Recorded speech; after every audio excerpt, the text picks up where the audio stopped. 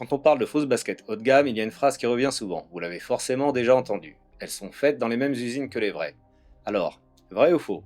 La réalité est un petit peu plus complexe que ça. Il y a des arguments qui pourraient aller dans les deux sens, donc voyons ça. Bonjour tout le monde. Dans cette vidéo, on va analyser ce qui pourrait confirmer ou infirmer l'affirmation que les fausses Nike seraient faites dans les mêmes usines que les vraies. Mais d'emblée, il y a un problème avec cette affirmation, car elle suppose que les fausses seraient toutes faites dans les mêmes usines, ce qui n'est évidemment pas le cas. Et elle suggère que si elles sont faites dans les mêmes usines, alors elles sont nécessairement d'une qualité identique, ce qui n'a rien à voir. Et tous les faux ne se valent pas. Et même s'il n'y a aucune preuve que des fausses réalisées soient faites dans des usines officielles ou que ce ne soit pas le cas, on a par contre des preuves que des fausses ont été faites dans des usines clandestines. Régulièrement, des ateliers se font démanteler un peu partout, et pas uniquement en Chine, comme cet atelier démantelé à Delhi en Inde en janvier 2025, ou celui-ci au Vietnam en 2014, et il ne s'agissait clairement pas d'une usine sous-traitant de Nike. Donc il n'existe pas à l'heure actuelle de cas recensés de sous-traitants de Nike qui auraient fabriqué de fausses Nike dans leurs usines. Mais il existe bien de nombreux ateliers clandestins qui fabriquent de fausses Nike, ça c'est un fait. Donc ici on va pas faire de comparatif de couture ou parler d'étiquettes mal centrées ou ce genre de choses. On va se concentrer sur le cœur du sujet, le sourcing des matériaux et surtout l'organisation industrielle qu'il faudrait pour produire de fausses baskets haut de gamme, réellement comparables aux vraies. À la fin de cette vidéo, on verra si produire de fausses Nike haut de gamme dans les mêmes usines est une possibilité crédible ou simplement un mythe. Je vais prendre Nike comme exemple principal, non pas parce que c'est la seule marque concernée, mais parce que c'est l'une des marques les plus sous-traitées au monde. Nike ne possède pratiquement aucune usine propre. Elle fait fabriquer ses produits par des sous-traitants principalement en Asie. Aujourd'hui, environ 50% des chaussures Nike sont produites au Vietnam, 27% en Indonésie et environ 18% en Chine. Pour ce qui est de la Chine, les sites de production se trouvent principalement dans le Fujian, autour de Xinjiang, Guangzhou et Xiamen, qui est historiquement l'un des plus grands bassins de fabrication de chaussures au monde. Dans le Guangdong, dans des villes comme Dongguan et Guangzhou, qui sont connues pour leur industrie manufacturière lourde, et dans le Zhejiang avec des pôles comme Wenzhou et Ningbo, spécialisés dans la chaussure et les matériaux. Donc la plus grande partie de la production se fait au Vietnam et en Indonésie. Pourquoi pas majoritairement en Chine? Probablement parce que justement en Chine, le risque de voir émerger une production parallèle est plus élevé. Le pays regorge de fournisseurs de matériaux, de machines très performantes et d'un savoir-faire industriel extrêmement large. Nike doit donc être particulièrement vigilant avec ses sous-traitants chinois, ce qui expliquerait pourquoi la Chine n'est plus aujourd'hui le principal pays de production. Quoique les Air Jordan, modèle phare de la marque, sont encore en grande partie produites en Chine. Donc venons-en au cœur du débat. Est-ce que des usines qui fabriquent des Nike authentiques pourraient produire en parallèle des contrefaçons? Actuellement, Nike ne s'est jamais exprimé publiquement sur le sujet. Je n'ai trouvé ni article, ni communiqué, ni source officielle de la marque qui confirme ou contredit clairement cette hypothèse. Donc factuellement, les deux hypothèses restent envisageables. Personnellement, après avoir passé pas mal de temps à côtoyer les fabricants chinois, après avoir visité de nombreuses usines quand je vivais à Hong Kong, je peux me dire que c'est pas impossible. En matière de business avec la Chine, l'idée ne me semble pas complètement farfelue. Donc je ne la rejette pas d'emblée et ça vaut le coup de creuser. Faisons maintenant un exercice de pensée et admettons uniquement à titre d'hypothèse que les contrefaçons les plus haut de gamme soient fabriquées dans les mêmes usines.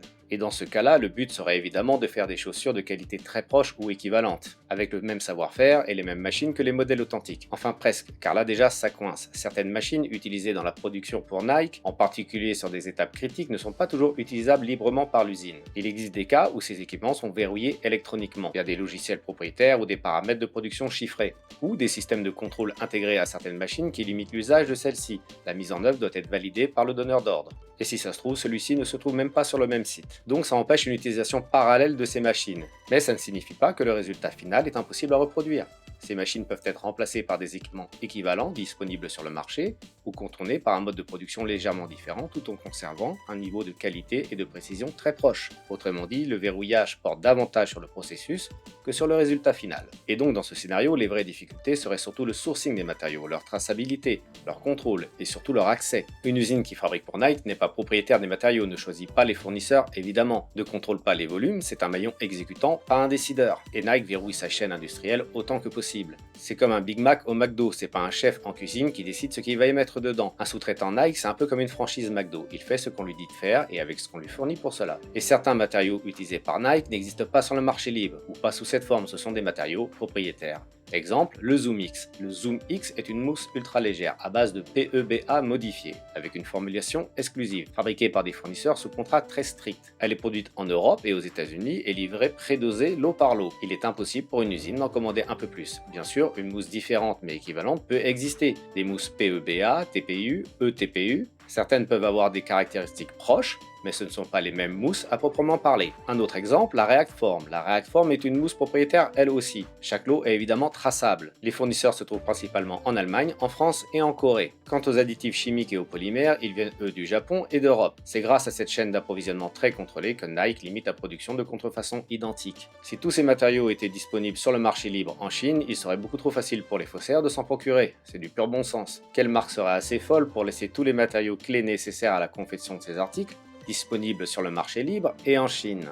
Il y a aussi le Flightmate, qui est aussi galère à prononcer que le nom des villes chinoises. C'est pas du simple polyester tissé, c'est un produit d'ingénierie textile. L'épaisseur, l'élasticité, la densité varient selon les zones. Il est produit principalement à Taïwan et au Japon. Seuls les modèles haut de gamme, Nike utilise aussi des cuirs premium. Bon là, étant moi-même connaisseur dans le cuir, je doute fortement que les Chinois sont incapables de produire des cuirs équivalents ou très similaires en aspect et en qualité s'ils y mettent les moyens et si la production est suffisamment importante. C'est tout à fait faisable, surtout qu'ils ne sont pas si premium que ça, ces cuirs. En clair, les usines ne peuvent pas simplement produire plus de paires identiques sans remplacer certains matériaux par d'autres, proches mais différents. Et des fabricants de matériaux en Chine, c'est pas ce qui manque. Selon moi, la fonction première de ces matériaux propriétaires n'est peut-être pas uniquement technique. Ils servent aussi et surtout à rendre la chaussure extrêmement difficile à copier. Ils n'ajoutent pas tant de valeur pour l'utilisateur en comparaison d'autres matériaux haute performance disponibles, vu l'usage que la plupart des gens en font. Mais par contre, ils rendent la copie beaucoup plus complexe. Quand on parle de contrefaçon, on pense souvent que le principal défi c'est le savoir-faire. En réalité, le vrai défi c'est souvent le sourcing. Le sourcing est la clé. Les faussaires n'ayant pas accès aux fournisseurs officiels doivent analyser, reproduire, tester. C'est un vrai travail de rétro-ingénierie proche d'un travail de recherche et développement. Et ce travail coûte du temps et de l'argent, même si bien sûr les coûts ne sont pas comparables à ceux du développement de ce modèle par la marque. Mais c'est un coût uniquement si on veut bien faire, car pour les contrefaçons de mauvaise qualité, ils ne s'embarrassent pas avec ça. Réunir les bons matériaux au bon niveau de qualité sans circuit officiel est souvent plus complexe que l'assemblage lui-même. Moi-même, à l'époque, quand je faisais des copies de sacs de luxe, j'ai aussi dû trouver tous les composants, ceux qu'ils ont exclusifs aussi, comme les bijouteries par exemple, j'ai dû les faire concevoir et en assumer le coût. Les peaux de crocodile, je devais les commander chez un fournisseur officiel. La solution a été de trouver quelqu'un qui avait ses entrées et qui passait les commandes en son nom en prenant sa marge. Rien n'est simple pour un faussaire qui veut bien faire, et tout est cher. Mais revenons-en à Nike. Nike contrôle absolument tout, le nombre de paires produites, le nombre de grammes de mousse par paire, les pertes normales, tout surplus se voit mathématiquement. Chaque lot de mousse, de colle, de fil est tracé, identifié et comparé au volume sortant. Une usine qui déborde se fait repérer. Les fournisseurs sont sous accord de confidentialité avec des pénalités lourdes s'ils ne respectent pas ce contrat. Un fournisseur qui se ferait prendre à vendre en off perdrait Nike et les autres marques. Il disparaîtrait tout simplement du marché, car plus aucune marque ne lui ferait confiance. Le risque est le même pour ces usines que pour les fournisseurs, et il est peu probable qu'une usine sous contrat avec Nike prenne ce risque. Mais qu'en est-il des usines qui ont déjà perdu leur contrat avec Nike? Car il y en a. Si on regarde l'évolution de la production de Nike, dans les années 2010, il y avait 195 usines en Chine. Aujourd'hui, il n'y en a plus que 159. Donc 36 usines produisaient pour Nike il y a encore quelques années et ne le font plus aujourd'hui. Alors imaginons une seconde, si une usine devait produire des fausses, qui serait la candidate la plus logique? Une usine dont ses volumes ont chuté et qui aurait perdu certains voire tous ses contrats? Ou une usine pleinement sous contrat? Une usine qui n'a plus de commandes officielles conserve le savoir-faire et une partie de l'équipement. Donc une usine qui aurait autrefois produit pour Nike pourrait être tentée d'utiliser ses capacités ailleurs. Produire du faux pourrait lui éviter de mettre la clé sous la porte et de licencier une grande partie de son personnel. Et accessoirement de continuer à rembourser ses dettes. Car Nike était probablement l'un des plus gros clients pour ces usines. Le genre de clients qui font tourner la boutique, comme on dit. Quand ils se barrent, ça fait un vide. Et un vide qu'il faut combler. C'est vital. Donc soit avec d'autres clients, soit en produisant des articles à leur compte. Et éventuellement, de la contrefaçon. C'est une hypothèse plus que plausible, une dynamique que l'on peut très raisonnablement envisager car un client aussi important que Nike ne se remplace pas aussi facilement. Mais si une telle usine se met à produire des Nike clandestinement, rien ne nous garantit qu'elle remplacera les matériaux propriétaires par des matériaux haut de gamme, proches ou équivalents, car ces matériaux, même s'ils sont sur le marché libre, ils sont quand même onéreux. Et la seule raison qu'aurait un faussaire à utiliser des matériaux aussi onéreux serait de revendre ses chaussures en les faisant passer pour des vrais, ou les vendre à peu près au même prix. Donc là encore, si on vous les vend comme des faux, et nettement moins cher que les vrais, ça vous fait déjà deux indices qui vous permettent d'en estimer la qualité, sans avoir besoin d'être un expert, c'est juste une question de bon sens. Une variante de cette affirmation affirme que certains moules utilisés par les faussaires auraient été dérobés ou récupérés dans les usines officielles. Quelques personnes m'ont dit cela dans les commentaires, ou qu'à Shenzhen, les usines qui font des fausses Nike sont juste à côté des usines qui produisent des vrais. Et je voudrais remercier les personnes qui ont pris le temps de me laisser ce genre de commentaires, car c'est exactement le thème de cette vidéo. Et c'est le genre de choses que l'on entend si souvent que l'on peut finir par y croire.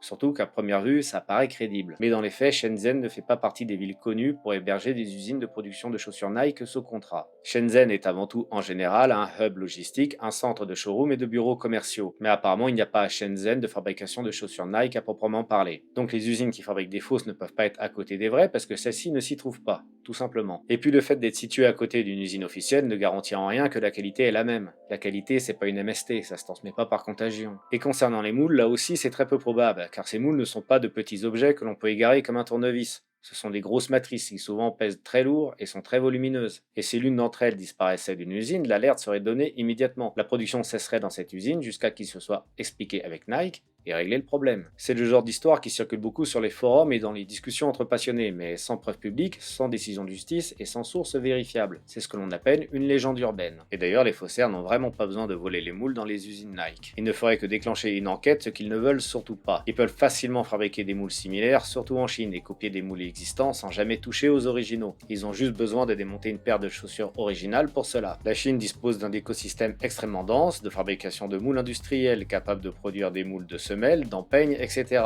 Et c'est justement là la force de l'écosystème industriel chinois, et c'est d'ailleurs ce que font tous les faussaires. Au final, si on enlève le fantasme et qu'on regarde les choses froidement, voilà où on en est. Si quelqu'un faisait produire des fausses chaussures Nike dans des usines extrêmement bien équipées, éventuellement dans des usines qui autrefois auraient produit pour Nike, avec les mêmes savoir-faire industriels et à peu près les mêmes machines, les mêmes méthodes d'assemblage, mais qu'il remplaçait les matériaux propriétaires de Nike par des matériaux disponibles sur le marché libre, mais avec des performances très proches, ce qui existe bel et bien. Alors on obtiendra un produit dont la qualité physique et les performances techniques seraient extrêmement proches de celles du modèle authentique, à un niveau tel que, soyons honnêtes, 95% des gens, même plus, seraient totalement incapables de les différencier. Pas visuellement, ni à l'usage, ni au quotidien. Pour l'immense majorité des utilisateurs, ceux qui portent des chaussures pour marcher, vivre et se déplacer, il n'y aurait aucune différence perceptible. Un technicien en laboratoire, avec des analyses chimiques, mécaniques et structurelles, pourrait mettre en évidence les matériaux remplacés. Ça c'est sûr. Un sportif de haut niveau et dans des conditions d'usage assez poussées ressentirait lui aussi certainement une différence, car les matériaux propriétaires sont conçus pour eux à la base, et pas pour l'usage que la plupart des gens en font. Et c'est là que ça devient intéressant.